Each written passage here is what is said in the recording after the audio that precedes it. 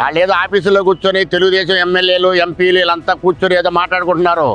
జనసమూహంలో రమ్మనమనండి ఆ ఎంపీలు ఎమ్మెల్యేలని అంతా మనమే ఉన్నాం, మనం అధికారంలో ఉన్నామంటే కాదు. ఇక్కడ తెలుగుదేశం కార్యకర్తలు పల్లెటూరు అయితే తెలిసి 60% అవిశ్వాసంగా ఉన్నారు. తెలుగుదేశం మీద వ్యతిరేకతగా ఉన్నారు.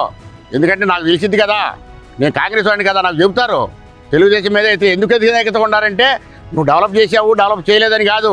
అస్సలు నేను పడ్డ బాధలో ఆ బాధలకు నువ్వేది సొల్యూషన్ ఏది ఇవాళకి ఏమి చెప్పాలి నువ్వు ఇంతవరకు కార్యకర్తలకి చెప్పారా? మీరేమన్నా చెప్పండి. ఈ భరోసా ఇచ్చాం కార్యకర్తని ధైర్యంగా తిరగమని రోడ్డు మీద లేదు.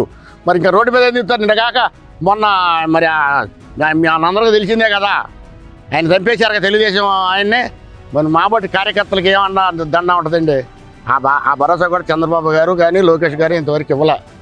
అయితే మేము ఆదుకుంటాం, చేస్తాం, ఇన్సూరెన్స్లు చేస్తాం అయ్యి చెప్తారు, కానీ తెలుగుదేశం కార్యకర్తకు భరోసా ఇవ్వలేదు కాబట్టి వాడు బయటికి రావట్లా.